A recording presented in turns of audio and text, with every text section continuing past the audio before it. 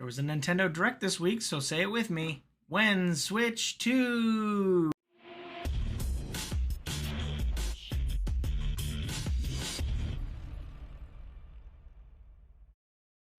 What up, viewers? What up? What up? Calc Soups here, and today is Friday, March 28th, and that means it's time for a quick recap of the week in video game news. Like I said, the big news this week is the Nintendo Direct that was showcased this week. It gave us a little bit of an insight on what we can expect for Switch 2, what titles they think are going to be the big console sellers. And it seems like they're very highly invested in Metroid Prime 4, that game that we heard about over a decade ago and is now finally coming out. They also talked about Pokemon Legends ZA, which I don't know that it's going to be exclusive to the Switch 2, so I don't know that's necessarily going to be a console seller. And then they also talked about virtual game cards, where anybody within your Switch family, so there's like the Switch Online family account, and you can transfer ownership of that game virtually to other people in your family so they can play it. So back in the old days, us boomers, we would hand our game disc to each other, and they would download it onto their console. And now apparently you can do that virtually. I don't remember how big a Nintendo Switch Online family can be, but at least people within your household can like trade it, even if you don't have a physical Nintendo cart. So interesting stuff going on there. Probably slightly unrelated, but Nintendo also talked about their kind of waved launch idea. Like they're gonna send it, they're launching in phases starting in June, and then like every month or so something's gonna happen. So they're still giving us details. We have a semi-hard firm date for June timeframe of when we can expect the Switch 2. But yeah, very curious. I mean, don't want to get too negative, but I don't think Metroid Prime is going to be the one that's going to sell all the consoles. Also, hopefully we don't have a console shortage. Maybe that's what this phase thing's supposed to do, is things will be coming out in waves, so that they know how much to make and how much demand there's going to be, and they can adjust builds depending on how many how much people want at the beginning. So, yeah, it'll be interesting to see. And did they make enough consoles? And do we have a lot of early adopters? Yeah, we'll find out when we get a little bit more. There's actually going to be another Nintendo Direct next week, so maybe we'll get more details for that as well. Moving on to games that actually launched this week, I'm excited for Atomfall. That's Atomfall. So yeah, most people have been colloquially calling it British Fallout, even though there is Fallout London, which is a mod. I digress. And apparently it is very distinct from actual Fallout. So it's got that post-apocalyptic setting. It's set in England, but it's more distinct. There's more of a nuance and a mystery to it than is typically associated with Fallout. But it is sitting at a 75 Metacritic. I've already downloaded it on my console, so I'm looking forward to play it regardless, because it is free on Game Pass. But yeah, it say what you will about the Fallout franchise, but Atomfall feels very unique in its setting, but not very much in its like gameplay or mechanics, according to the reviews I was reading. So I'll hop in and play it, but yeah, I don't know how long I'll spend on it. But if you're playing Atomfall, let me know down in the comments below. Vampire the Masquerade Bloodlines had a soft release date of June-ish, and that has now been pushed out to October, which is kind of good. Again, a delayed game isn't bad yet, or what's it? A too early released game is bad forever, whereas a delayed game is bad later, or something like that. I don't remember what the exact quote is, but I'll wait for it to be delayed. I'm also excited to play it more towards the Halloween time, the horror Halloween time. I'll be more in the mood then to play a kind of mystery game than I am, maybe in June. I'm gonna play the game regardless. I've got my collector's edition pre-ordered, but yeah, I'm looking forward to Bloodlines 2, even if it's been delayed by 4 months. Even with all the fake sham hubbubaloo around Assassin's Creed Shadows, it already has 2 million players as of this week, with only a week out of launch. That is, I know that they were talking about Assassin's Creed last week, with them reaching 1 million players in 24 hours, which is faster than AC Valhalla did, which was a previously best-selling Assassin's Creed game.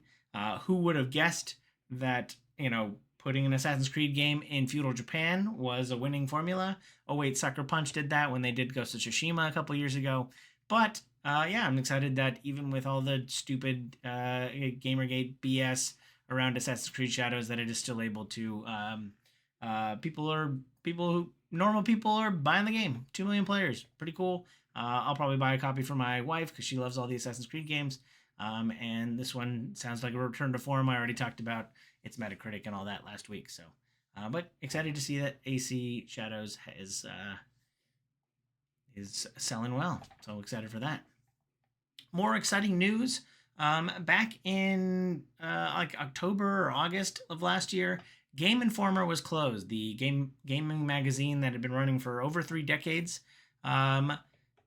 was closed down. This week we did get news that it sounds like it's starting back up, and they got most or all of the same employees that were working there to come back. So Game Informer is back alive. We still don't know what their publication schedule is going to be, but it sounds like it's going to be very much the same magazine. It sounds like a lot of the same employees. So Game Informer's back, and hey, maybe I'll get a magazine subscription in the year of our Lord 2025. But excited for Game Informer being back. You don't always get the feel-good stories of once something dies in the games industry, it usually stays dead. But excited to see that this is coming back. So read an article this week talking about how all developers, basically all publishers and developers everywhere, are living in the shadow of GTA 6. Everyone there, if you look at the slate for the back half of 2025, it is empty, and I believe that is because, and what the article states, that'll be linked down below, is that everyone is waiting and trying not to be anywhere near GTA 6. I personally don't think it'll be coming out this year, but if it does land on September 10th, right next to your other AAA game, your game's gonna get eaten alive. So yeah, I pretty interesting article. It's got a lot of repercussions. A lot of people, I assume, are holding back their release date so that when GTA 6 finally puts a pin on where it's going to be, everyone will start formulating around them. How long is it going to take you to get through GTA 6? How is this going to affect sales and all that kind of stuff? So yeah, it's a pretty interesting article. And I think everyone's sweating, waiting for GTA 6. I don't think it'll be this year, but I could be proven wrong. Moving on, the game director of Astrobot is advocating for quality video games over quantity. Now, I think the AAA games industry has already kind of focused on quality, or at least fewer, bigger. So, most games have couple $100 million budgets. They take 3 to 5 years to make, and they're designed for everyone. They want, in order to recoup all the money associated with making a $250 million game, you got to make it so that a lot of people want to buy the game. 1 million, 2 million, 10 million people buy your game. So you're designing it for everyone. So I take a little bit of umbrage with the we need to focus on quality over quantity. I do already think that the games industry, or at least the AAA game space, which is what they were referring to, has already, kind of been the fewer, bigger. But I do think that maybe we can do smaller, more focused, smaller investments, try something out, maybe see if it works, less development time, less people on it. So I do think that is the overall fracturing of the games industry that we are all kind of waiting for. People have talked about the AAA collapse, which I don't think is going to happen overnight or anytime soon. But I do think that there is something to, the smaller games with less investment, that, you kind of shotgun approach, see which one wins, see which one hits and go big. That's kind of the mobile strategy. So again, you can circle back to the mobile strategy of make it something small, put it into early access, and see if it gains traction or kill it after that point. So, yeah, I think the reductionist view of quality over quantity doesn't quite capture what's going on in the AAA game space. So I just wanted to react to that. StarCraft was teasing and finally announced a new game this week.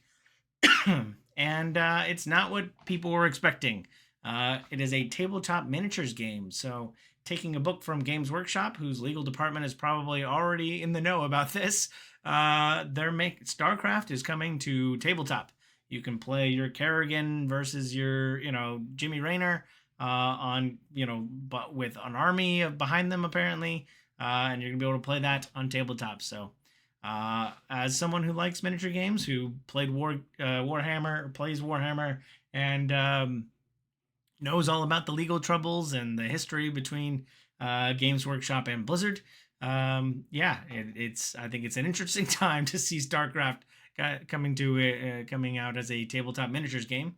But I am kind of excited to see what kind of miniatures they got, and if I ever want to dust off my old paints and get to that again, which I don't have time for. But I'll be interested to see what models they make and whether or not I will stick with my Protoss faction that I am a big fan of. Moving right along, speaking of board games, there's an upcoming game that I read an article about, people got hands on at GDC, called Sunderfolk. Sunderfolk is an upcoming game from the ex-CEO of Blizzard, Mike Mordheim, and it is the board game that looks very much like a Gloomhaven Frosthaven clone, except you play it on a TV screen with your phone. So it is Jackbox, but it's a board game that you can play from your phone. I am very excited for this. It's got a confirmed release date of April 23rd. I'm clearing off my calendar so that I can get a handful of friends to sit down and play board games with me, except for we'll be on our phones and in my living room and not my kitchen. So yeah, I saw an article this week. I'm very excited for Sunderfolk. I'm looking forward to playing it and excited by what I read coming out of GDC with people getting hands-on. So put it on your wish list. I don't know if there's going to be online play, but be interesting to see how that works. So excited for that. Last but not least, I never trust any date that is given to me that is more than a year out. But the Zelda live-action movie got a date this week. And that date is March 26th, 2027. So literally 2 years from now, we could be watching the live-action Zelda movie, which is strange. I'm not too in the know on Hollywood. I live near Hollywood, but I'm not too into, we don't even have a lead. We don't even know who our lead actors are. I don't even know if the script is finished. What do we know about this? We don't know anything about this movie publicly. I don't even know if they're in production, but we already have a date for it, which feels weird. So again, I don't trust this, but in 2 years when I'm watching the Zelda movie, it's gonna be awesome because I'm a massive fan of Zelda, and it'll be interesting if Link talks or not. Weird. It's gonna be weird to have a protagonist with no lines. So, or if they're gonna go "Excuse me, princess" all over this. So it'll be interesting to see. But I'm excited for the Zelda movie, and somehow it has a date 2 years from now. So looking forward to that. That's it for this week. Let me know if you feel I forgot anything down below in the comments. As always, thanks for watching. I hope you have a super day. I hope you have a super weekend, and I hope you have a super day. Bye.